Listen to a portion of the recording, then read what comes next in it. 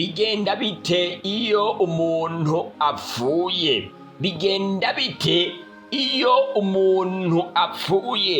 Nico cigwa cacu co kuri uno mugoroba.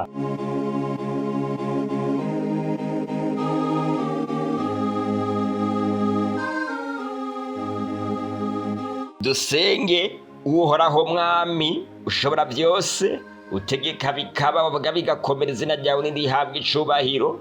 Mwami turagusavye ngo ubane natwe, uduhishurira no mabanga, utumenyeshe uko bigenda inyuma y'urupfu, mu izina ry'umwami wacu Yesu Kristo, amen. Bigenda bite iyo umuntu apfuye?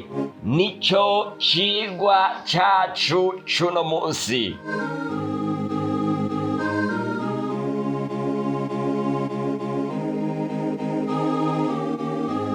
Ntango Imana irema umuntu, uhoraho Imana abumba umuntu mu mukungugu wo hasi. Imana ihejeje kumubumba imushiramwo impwemu y'ubugingo. Birivuga ngo amuhumekera mu mazuru impwemu y'ubugingo, maze umuntu acaba uwufise ubugingo. Itangurira igice ca 2 ku murongo w'indwi. Ni kuvuga ngo umubiri, umukungugu guteranya impwemu y'ubugingo, duca dutora ubufise ubugingo, umuntu muzima, umuntu yuzuye. Kutumvira Imana kwazanye urupfu. Itangurira igice ca 2 ku murongo wa 16 gushika ku murongo wa 17. Uhoraho Imana abarira uwo muntu ati igiti cyose cyo muri iryo tongo ukijyeko ukugomba. Twarabibonye yuko kwari kugira ngo Imana ipime yuko bano bavyeyi bayikunda canke batayikunda. Umuntu ntiyumviye Imana, ko Imana yari yamubwiye ngo ari ku igiti kimenyekanisha iciza n'ikibi ntuzukijyeko, kuko umunsi wakiriyeko uzopfa nta kabuza.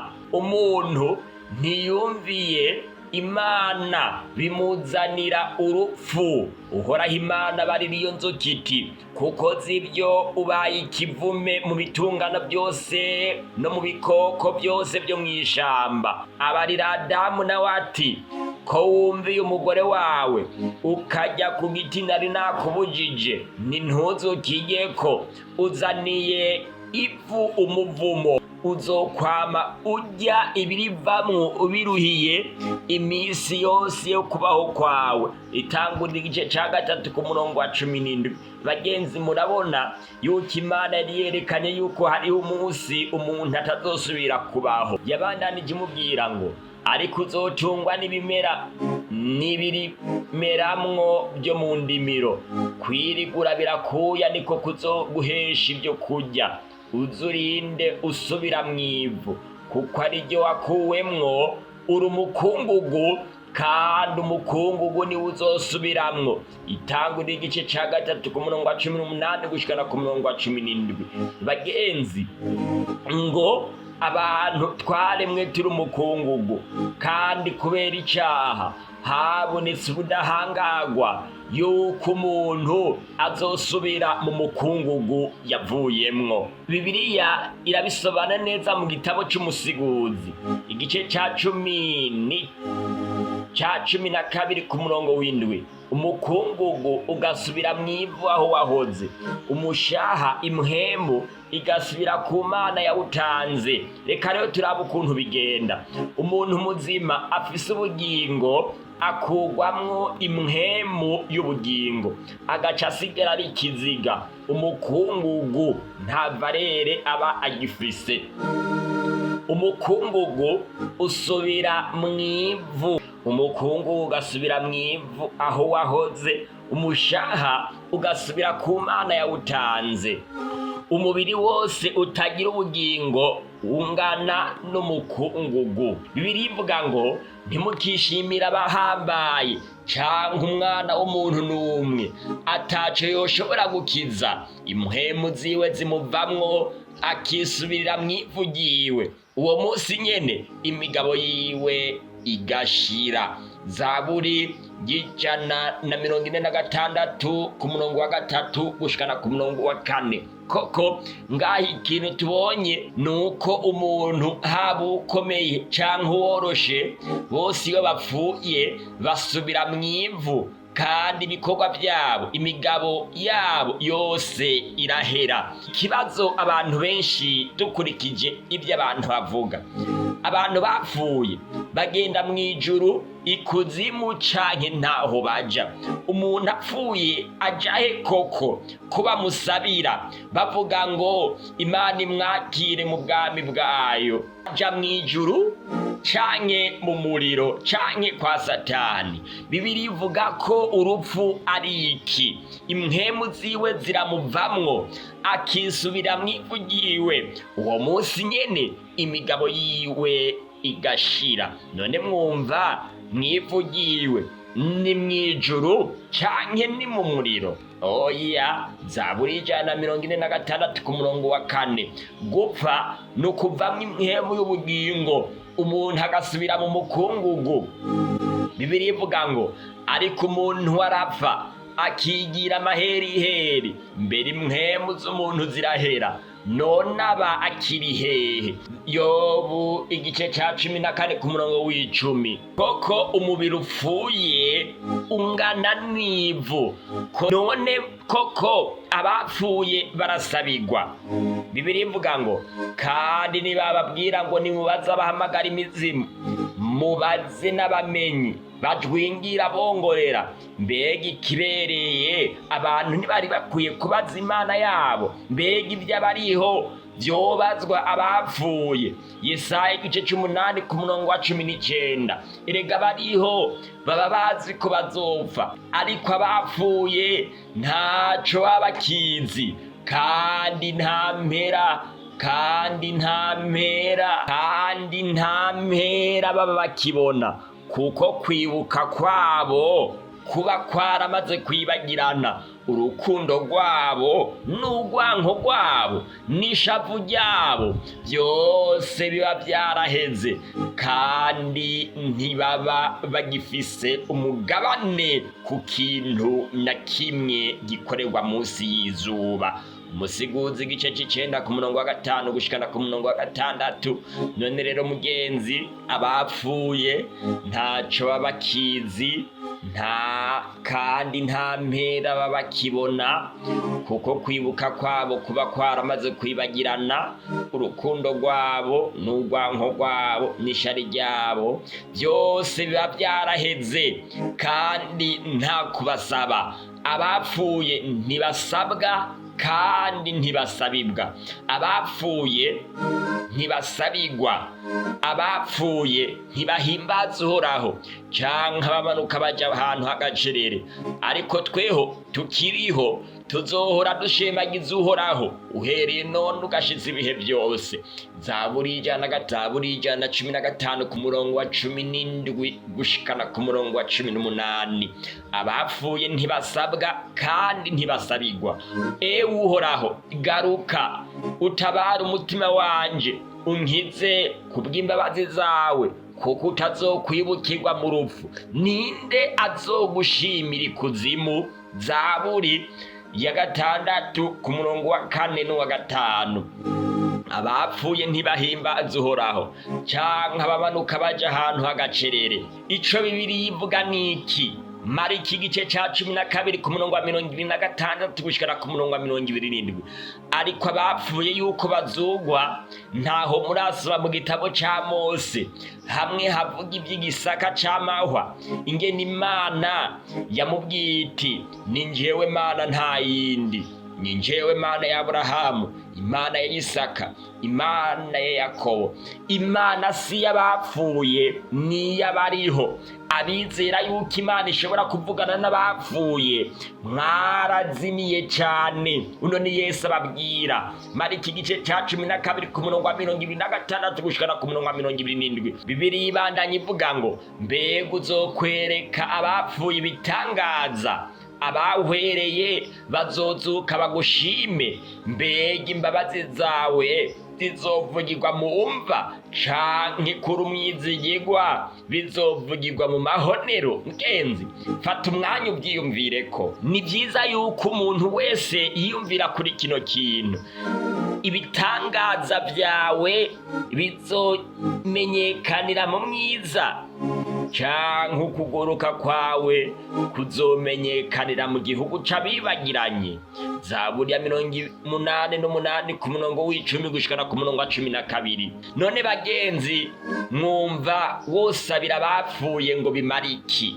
Uwapfuye aba yitavye Imana nk'uko bamwe babivuga. Eka namba, gupfa ni gusinzira, nitiro ry'urupfu.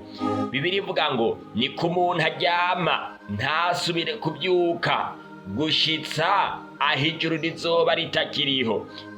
Ntibazokwigira bikangura kandi ngo bavyutswe bave mw'itiro ryabo. Abapfuye bazomera gute igihe Yesu Kristo azogaruka? Kandi Bibiliya ivuga ngo kandi benshi bo mu bazoba basinziriye mw'ivu hasi bazokwikangura. Bamwe bikangurira ubugingo budashira, abandi bikangurira ubumaramare n'ibiteterwa bitazoshira. Daniyeli igice ca 12 ku murongo wa 2. Abapfuye ntaco bazi, barindiriye izuka. Nimba wizera ko wawe wamusomeshereje imisa ngo agende mw'ijuru, none kuki ugaruka kumva? Nihari ngo akumvirize, agushimire canke agukebure kandi wizera yuko yagiye mw'ijuru. Kubera ko abantu bizera yuko umuntu apfuye aba yitavye Imana hama yapfa bakarira. Bano bantu ni inkinamico barimwo. Abantu benshi bariko baribwa ubutunzi bwabo n'amafaranga yabo, hako yorera umuryango usigaye.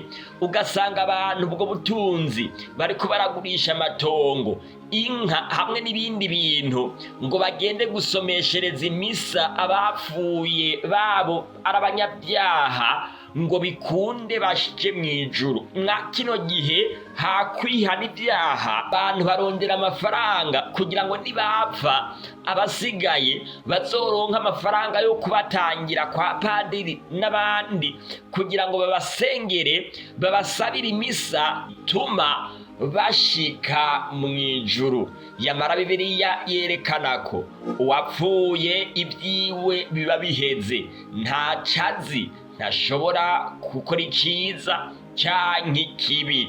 Yamara arindira izuka. Abasinziriye kera bose baracarindiriye izuka. Nimurabe uko imva ya Dawidi imeze muri iki gihe.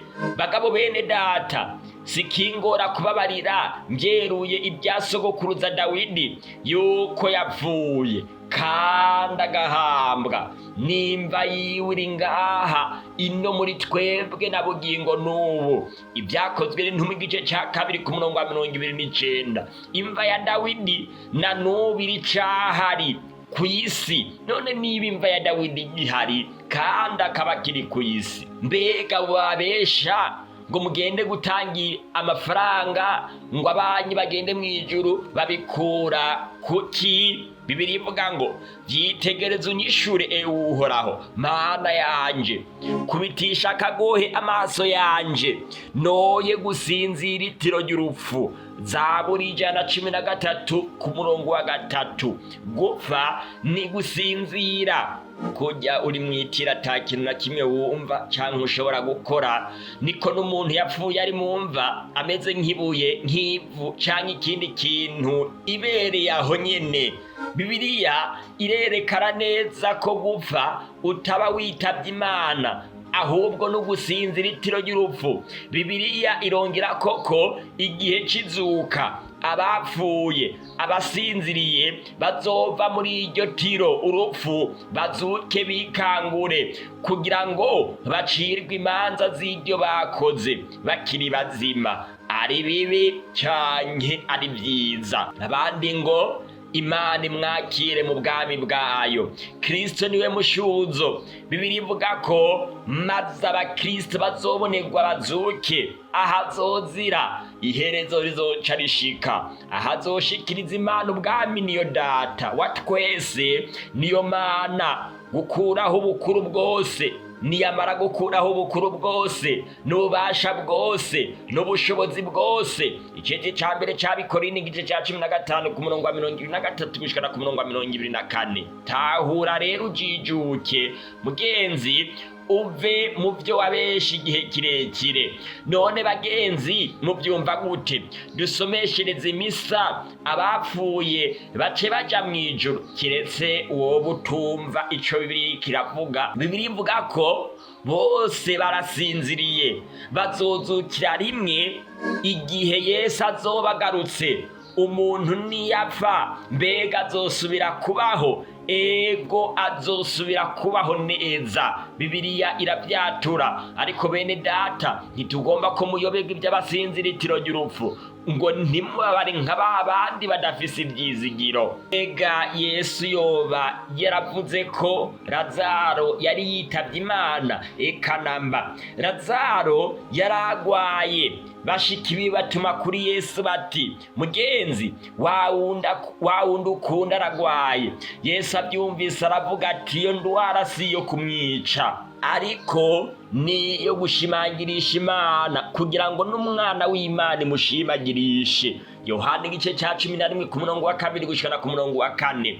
Amaze kuvuga ivyo aramubwira ati, Lazaro umukunzi wacu arasinziriye, nanje ndagiye kumukangura. Yohana igice ca 11 ku murongo wa 11. Nuko abigishwa baramubwira bati, mugenzi asangwa asinziriye azokira. Yamara Yesu yavuga urupfu rwiwe, ariko bo bagira ngo avuga kuruhuka ko gusinzira. Buno Yesu aravuga bifoye ati, Lazaro yahwereye, yari yapfuye, ariko ku bwanyu ndanezerewe ko ntariyo, kugira ngo muze mwizere. Noneho nimuze tuje iyari. Yohana igice ca 11 ku murongo wa 15.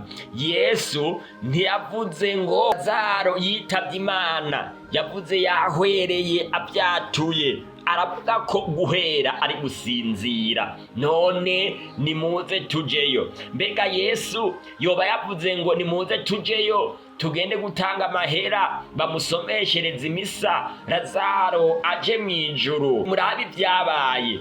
Yesu ashitse kumuhana, Marita abwira Yesu ati, mugenzi iyo uba wari hano musazanje ntaba yahwereye. Yesu aramubwira ati, musazawe azozuka. Yohana igice ca 11 ku murongo wa 21 gushikana ku murongo wa 23. Ni muraba ukuntu no mugore Marita yarasanzwe yarize Bibiliya kandi yarazi neza iki jambo ry'Imana rivuga, ndazi ko azozuka mw'izuka ryo ku munsi w'iherezo. Yohana igice ca 11 ku murongo wa 24. Mbega icompa abantu bose babura babo bagatahura bino Marita yatahura, ndazi ko azozuka mw'izuka ryo ku munsi w'iherezo.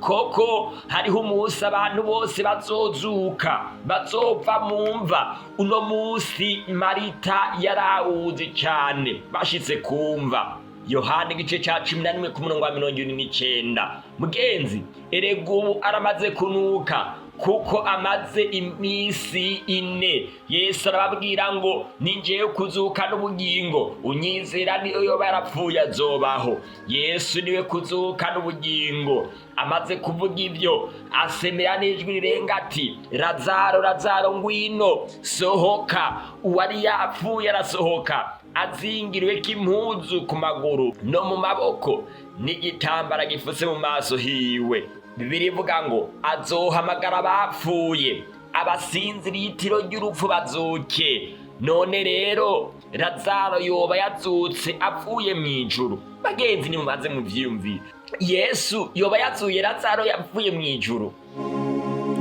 yamukuye mu ijuru. Hari ico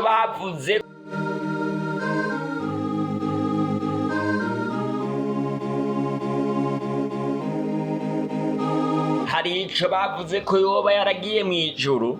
Yesu yari kuba amugiriye nabi. Abantu bagomba gusobanukirwa ibyo barimwo bakabivamwo hakiri kare, kubera yuko hari aho usanga bariko barigisha batuka Yesu yuko ari umugizi wa nabi, kugeza naho Lazaro yokwigerera mu ijuru Yesu akagenda kumukurayo. Bibiliya ivuga ko bose bazozuka igihe Yesu Kristo azobagarutse, kuko umwami wacu bwiwe azoza manutse avuye mu ijuru, arangura ijwi rirenga hamwe n'akamo k'umumarayika mukuru n'inzamba y'Imana. Niho maze abapfiriye muri Kristo nibazobanza kuzuka. Cete ca mbere Paulo yandikiye Abitesaloniki igice ca 4:16. Ndababwira akabanga, ntituzosinzira twese, ariko twese tuzohindurwa mu kanya gato, mu kanya nk'ako gukubita ingohe, aho inzamba y'ihereza izovuga. Kuko inzamba izovuga, abapfuye bakazugwa batagishobora kubora, natwe tuzohindurwa. Kuko uyu mubiri ubora ukwiye kuzokwambara kutabora, kandi uyu mubiri upfa ukwiye kuzokwambara kudapfa. Niho hazoshika rya jambo ryanditswe ngo urupfu rumizwe n'intsinzi. Icete ca mbere Paulo yandikiye Abikorinto igice ca 5:33 gushika ku 55. Ntimutangazwe n'ico, kuko igihe kija kuza aho abari mu mva bose bazokumva ijwi ryiwe bakazivamwo, abakoze ibyiza bakazukira ubugingo, abakoze ibibi bakazukira gucirirwa kw'iteka. Yohana igice ca 5:28 gushika ku 29. Ndaza vuba nzanye ingero kugira ngo ngerere umuntu wese bikwiranye n'ibyo yakoze. Ivyahishura igice ca 22 gushikana ku 15. Ntago ari igihe co gusomeshereza abantu imisa, ntago ari igihe cyo kwiyumvira ibi hamwe na biriya, yamara ni igihe cyo kwiyumvira umunsi w'izuka. Mbega ku mwami wacu Yesu Kristo agiye kuza, haba twebwe n'abazoba barapfuye twese tukazuka kugira ngo ducirirwe urubanza. Mbega nzoharugwa, mbega uzoharugwa mu ruhande rw'abandi, rw'abakoze neza canke abakoze ibibi? Ikibazo gisigaye niki: none bajya bagaruka barapfuye bo ni bande? Canke bajya bavuga ko babonye abantu ikuzimu bigenda gute? Satani niwe yiganye iby'Imana kugira ngo abone uko azimiza abatarinzi izamu ryabo, uruhendo rwa Satani. Bibiliya ivuga ngo kandi ibyo ntibibatangaza, kuko na Satani yigira umumarayika w'umuco. Nuko si kigoye ko abakozi biwe nabo bigira nk'abakozi b'ukugororoka, iherezo ryabo rizohwana n'ibikorwa vyabo. Icete ca kabiri Paulo yandikiye Abikorinto igice ca 11:14. Mugenzi, hari ibimenyamenya vyinshi. Hari abantu baza bakakubwira ko bagiye mu kuzimu, babonanye na Satani n'ibihamya bakavyerekana, ariko runo n'uruhendo rwa Satani okwiyerekana mw'ishusho ry'umuntu yapfuye, akakubwira amajambo y'Imana ariko ari mu ruhendo. Uburorero ni bwinshi. Ashobora kwigiranya mw'ishusho ya Bikira Mariya, ashobora kwishira akigiranya n'abantu bo mu muryango, ashobora kwigira bamwe bo mu bihebeye Imana nko muri Ekereziya Gatolika, abo twemera kubw'ibikorwa bakoze. Uruhendo rwa Satani, ca gisato c'amahero kirakorogwa, nico yanzoka ya mbere yitwa mugwanizi, irindi Satani, nico kizimiza abari kw'isi bose, gikororerwa kw'isi, abamarayika bacu bakorana naco. Ivyahishura igice ca 12:9. Bagenzi, murabibona ngaha yuko umugwanizi yakorerewe kw'isi. Rero ariko arakora, ariko arabesha, ariteguriye kwihindura mu kintu icyo ari cyo cyose kugira ngo azimize imbere n'abatoranijwe n'ibyashoboka. Kandi mbona mu kanwa gaca gisato no mu kanwa gaca gikoko no mu kanwa kwa muvugishwa w'ibinyoma havamwo impwemu zitatu zisa n'ibikere. Ibyahishuriwe igice cya 16 ku murongo wa 13. Zino mpwemu zisa n'ibikere nizo ziriko zirakora, wirinde ntiziguhende. Birivuga ngo kuko izo arizo mpwemu z'abadayimoni zikora ibimenyetso zija mu bami bo kw'isi ngo zibakoranize mu ntambara yo ku munsi uhambaye w'Imana ishobora byose. Ku murongo wa 14, wiyubare rero inyigisho zitarizo ku by'abacu bapfuye, yemwe kudasoma. Abantu bashishikara gutanga amafaranga yabo ngo basomeshereze imisa basekuru n'ababo bapfuye. N'iby'ubusa, ni kubiba ubutunzi bwanyu gusa nta kindi, nk'uko Bibiliya imaze kubitumenyesha. Kandi abigishije ibinyoma nibo bariko barababesha. Ukuri mwakumvise, fata ingingo mu kwizera kwawe. Hariho intumwa z'ibinyoma, kandi Bibiliya iduhanura ko abameze batyo ni intumwa z'ibinyoma n'abakozi bagunga bigira intumwa za Kristo atarizo. Icete cya 2 Paulo yandikiye Abikorinto igice cya 11 ku murongo w'10, wa 12 hamwe n'uwa 13. Bitubwira ngo nuko abatunganije uko tungana twiyumvire dutyo, kugira ngo namba hari ico mwiyumvire ukundi Imana izobibahishurira nabyo. Mugabo rero ukuri dushitsemwo abe ariko tugenderamwo. Abifilipi igice cya 3 ku murongo wa 15 n'uwa 16. Mugenzi, warabayeho igihe kirekire, wabivukiyemwo, ababyeyi bawe nibyo bakwigishije, waramaze igihe kirekire usomeshereza abantu imisa, waramaze igihe kirekire wizera yuko umuntu apfuye aba yitavye Imana, yuko aba agiye mu ijuru hamwe n'ibindi. None Bibiliya itubwira ko mugabo rero ukuri dushitsemwo abe ariko tugenderamwo. Imana igomba ko abantu bose bakizwa bagashika ku kumenya iby'ukuri. Icete cya 1 Paulo yandikiye Timoteyo igice cya 2 ku murongo wa 4. None rero mugenzi, uno munsi ndaguhamagarira kwakira kuno kuri no kwitandukanya n'imigwi izimiza. Yesu agiye kuza.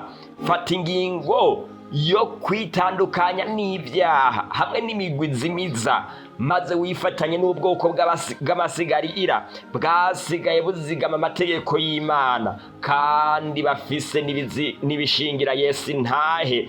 Fata ingingo yo koga mu maraso ya Yesu, wogederere ku buryo naho wopfa uzobe mu muzuko w'abazozukira guhabwa ubugingo budashira. Bigishoboka, ngwino kwa Yesu Kristo. Bigishoboka, mwakira ijambo ry'Imana. Isabato irangiza ibi bikorane tuzoba dufise umubatizo udasanzwe. Si yaragupfiriye aguteze ibiganza, araguhamagara ngo ngwino wiyandikishe kugira ngo nawe uzobane natwe muri uno muzuko wo kuzukira ubugingo budashira. Abariko badukurikirana ku mbuga ngurukanabumenyi bakaba bamaze gufata ingingo yo kwizera kugira ngo nabo baronke ibyizigiro byo mwiherezo, bashobora kwiyandikisha kuri izi nimero zikurikira: akamenyetso ko guteranya 257 61 208 669, akamenyetso ko guteranya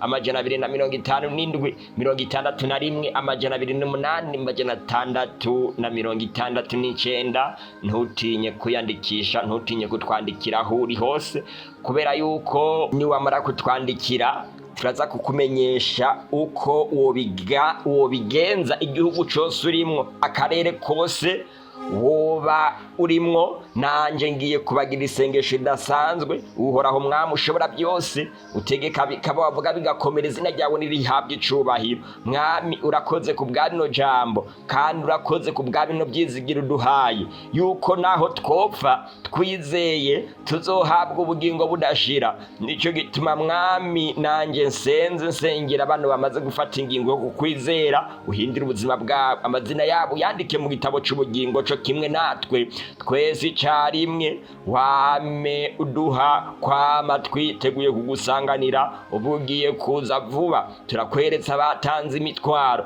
n'abandi bose batarafata ingingo, kugira ngo Mwami bino bikorane ntibize birangire hariho umuntu atarafata ingingo yo kukwiyegurira. Rema gushasha imitima yabo bose birabunanijwe na buno bugingo, abatakaje ivyizigiro n'abandi bose bagukeneye uko bukeye n'uko bwije. Twese icarimwe uduhe kwama twiteguye kugusanganira, ubugiye kuza vuba, mu izina ry'Umwami wacu Yesu Kristo, amen.